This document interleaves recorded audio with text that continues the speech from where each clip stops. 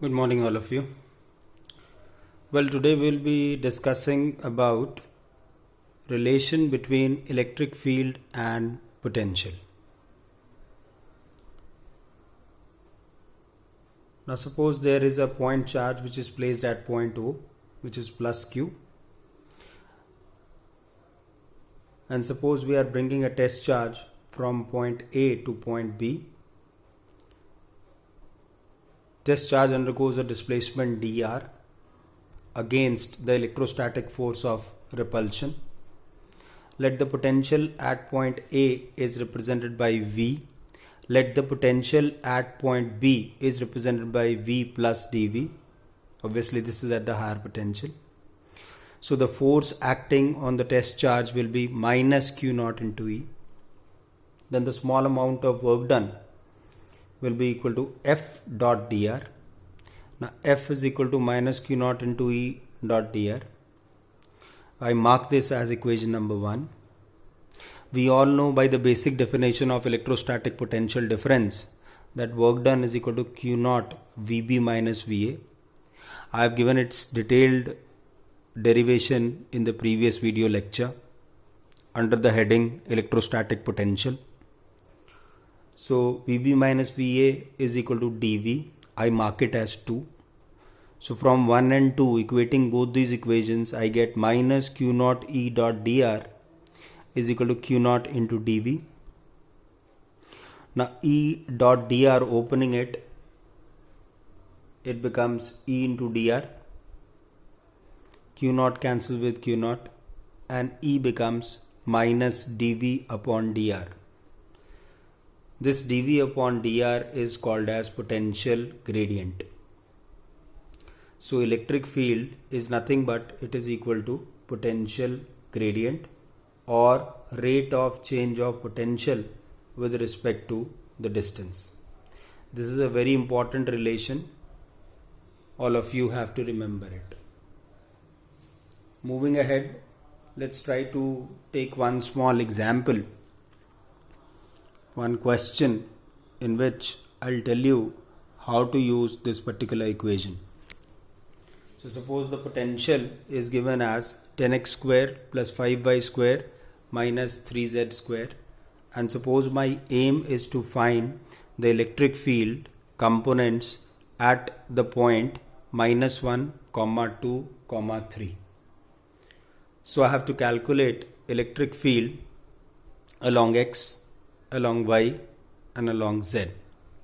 So now in order to calculate electric field along x, we have to partially differentiate it with respect to x. Now what partial differentiation mean in a layman language? That we will be differentiating this particular expression only with respect to x while we will be treating y and z to be constant. So 10x square differentiation becomes 2 comes in front, it becomes minus 20x, and we put the value of x minus 1 and we get 20 volt per meter. Similarly, Ey is equal to minus partial derivation of V with respect to y. It becomes, we differentiate this, so 5 2 it becomes minus 10y. We substitute the value of y to be equal to 2, so it becomes minus 20. Similarly, Ez is equal to minus delta V by delta Z. Partially we will differentiate it becomes minus 6Z, and minus in front it becomes plus 6Z, and Z value we put it equal to 3, so it becomes 18 volt per meter. So in this particular question, I helped you to understand how we do partial differentiation. This can be an important question. I'll give you several practice questions also, with the help of which the point becomes more clearer. Our next topic of discussion will be equipotential surfaces. This is a very, very important topic as far as your competitive exams and the board exams are concerned. So as the name suggests, equipotential means any surface that is having the same electric potential at every point.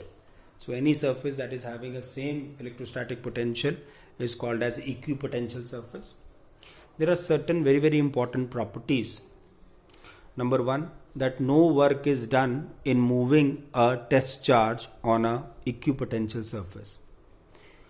So let's try to verify it. We know that work done is equal to Q naught VB minus VA. Now since VB is equal to VA, so this expression becomes 0. 0 multiplied by anything becomes 0. So work done in carrying a charge over a equipotential surface becomes equal to 0. Second important property is electric field lines are always normal to the equipotential surface at any point where you are calculating. Number 3, no two equipotential surfaces can ever intersect. Why? The reason is very clear. If the two equipotential surfaces will intersect, then at the point of intersection there will be two directions of electric field, which is practically not possible. The same explanation I gave you when I discussed in my video lecture about electric field lines properties. The electric field lines also cannot cross each other. Similarly, two equipotential surfaces can also never intersect each other. Number 4, equipotential surfaces are close together in the region of strong electric field and they are far apart in the region of weak electric field. That means the regions where equipotential surfaces will be closer, the electric field will be more, and vice versa. It can easily be explained by this particular relation which I derived you in this video lecture. E is equal to minus dV by dr. E is inversely proportional to dr. So if dr is less, that means the equipotential surfaces are closer, then the electric field will be more. Now pictorially I have helped you to understand what will be the shape of equipotential surfaces due to various charge systems. For example, due to point charge, the equipotential surfaces will be concentric spherical shells. Due to parallel electric field lines, the equipotential surfaces will be parallel planes. Due to dipole, the equipotential surface shape is being shown. Here the important point is they are much closer near these charges. In between the line joining these two charges, the equipotential surfaces are closer in the case of dipole. So after discussing in detail about electrostatic potential, we will discuss about electric potential energy. Now this is also a scalar quantity. It is defined as amount of work done in assembling the charges at their locations by bringing them from infinity. Now suppose there is a positive charge Q1 placed at point P1, and suppose there is another positive charge Q2 which we are bringing from infinity to this point P2, which is at a distance r. So the amount of work done in bringing this charge to point P2 from infinity will be stored in the form of electrostatic potential energy. Let's try to derive it. Now the potential due to this charge Q1 at point P2 at a distance r will be 1 upon 4 pi epsilon naught Q1 by r. Now suppose we are bringing this charge. So by the basic definition of the potential, work is equal to potential into charge. The potential we substitute from this equation 1 upon 4 pi epsilon naught Q1 by r, and it is multiplied by Q2. So this work done is stored in the form of potential energy, which is called as electrostatic potential energy. The unit will be joule, and please remember it is a scalar quantity. Let's try to take one small question in order to have a better understanding of the concept of electric potential energy. Now this is an equilateral triangle on which plus Q, plus 2Q and plus capital Q charges are placed on the vertices. And my question is, we have to find the value of capital Q charge so that the total electric potential energy of the system is 0.